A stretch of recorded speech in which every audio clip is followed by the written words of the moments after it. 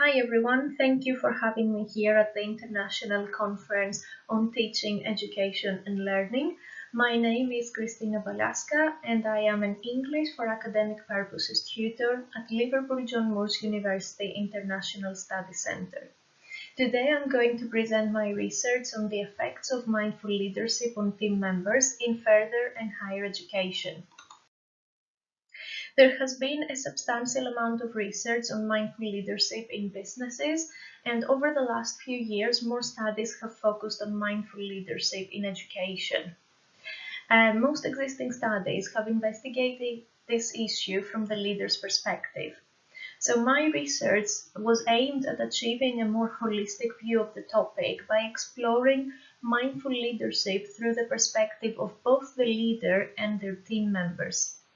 There were 5 questions that guided the exploration of this topic. What mindful practices do educational leaders use when managing a team? And what are the implications of these practices on employee motivation, communication in the team, conflict resolution, and employee well-being in general? So to start with this short literature review, from a philosophical perspective, the practice of mindfulness in Buddhism is part of a self-transformation path. This idea is also prevalent in how mindfulness has been applied in the field of education.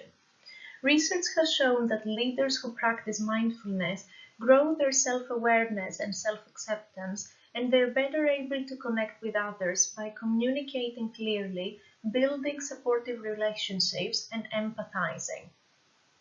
Previous research has mostly been conducted in primary and secondary schools, and so I wanted to explore this issue in further and higher education institutions, which is more related to my background and current work, and I wanted to take into consideration the team members' perspectives and see whether their reality matches with those of their leaders. So moving on to the methodology. Due to the short timescale of this project, the research design included 3 case studies, and the data collection tools were interviews for the leaders and questionnaires for the team members. The 3 leaders that participated in this research were all practicing mindfulness in their daily lives, and first I invited those leaders for an interview, and the thematic analysis of those interviews helped to identify the main themes across the 3 case studies, and this led to the creation of the questionnaires. The questionnaires reflected the issues of leadership and mindfulness as identified by the 3 leaders, and the rationale was to see whether the team members' perspective was the same as their leaders, and whether they described the same reality. Now, in terms of the data analysis, first I'm going to present some of the main findings from the interviews, so that is the leader's perspective, and then I'm going to move on to share some of the data from the questionnaires. There were 4 main themes in the interviews: mindful practices, communication, motivation, and conflict resolution. In terms of the first question, some common themes in the 3 interviews were staying in the moment, reflection on how things can be improved, and reflection on past experiences.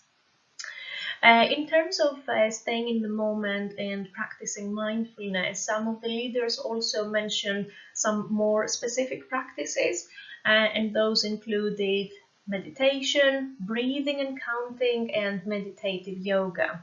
So they reported that they used these techniques to help them deal with the stress caused by their leadership role. In terms of reflection, all 3 leaders talked a lot about reflecting on past leadership experiences, and they said that in the past they used to be more overwhelmed by problems at work, and they used to carry these problems at home. After embracing mindfulness in their daily lives, they reported that they were better able to solve the problems at work by by talking to their team members and trying to find solutions together as a group, rather than feeling that they need to take action and they need to find the solution for the whole team. Moving on to the second theme, which was communication. In terms of communication, the three leaders didn't always express a clear opinion on whether they thought their team communicates well. But through their narratives, they described what actions they took to improve communication in their teams. A very common theme in the interviews was face-to-face communication instead of sending emails. So they felt that when they needed to share important information, it was better to do this face-to-face rather than send an email, which is more impersonal. Then some leaders gave specific examples of how they tried to make themselves available and more approachable. So, for example, some of the leaders said that they were trying to spend less time in their offices and more time in the staff room, so that if teachers had any concerns, worries, or something they wanted to talk about, they made themselves more approachable just by being in the staff room. They also talked about how they run meetings, and they said that in the past they used to have a very specific agenda, and after embracing mindfulness and trying to take others' other people's needs and feelings into consideration, they decided to go into the meetings without an agenda and just listen to what teachers had to say. So they felt that in this way they offered more support in their teams, and the teachers felt more valued. The next theme was motivation. A common theme in the three interviews was giving teachers autonomy, and the leaders did this in different ways. So just to mention an example, one of the leaders talked about making things more meaningful. So she was saying that experienced teachers in her institution were very reluctant to take part in teaching observations. So she decided to implement a new method called lesson studies to encourage and motivate them to participate in lesson observations. So by making things more meaningful, more relevant to the teachers, she managed to engage with them more and motivate them more. The last theme was conflict resolution. So very similar to the first question, the leaders talked a lot about reflection here. So they reflected a lot on how they used to deal with conflict in the past and how they deal with conflict now after having embraced mindfulness. So in the past, they reported that they used to feel more overwhelmed and take the problems at home when there was conflict either between two teachers or either between themselves and a teacher. Whereas after embracing mindfulness, they were better able to listen to both sides and try to reach a consensus in the team, instead of just dictating their own rules or their own solution. So these were some of the most important findings from the interviews. Now, moving on to the team members' perspectives. So I should mention here that the questionnaire had 27 questions, and I can't include all the questions in this short presentation. So I've chosen these 4 questions as the most representative data.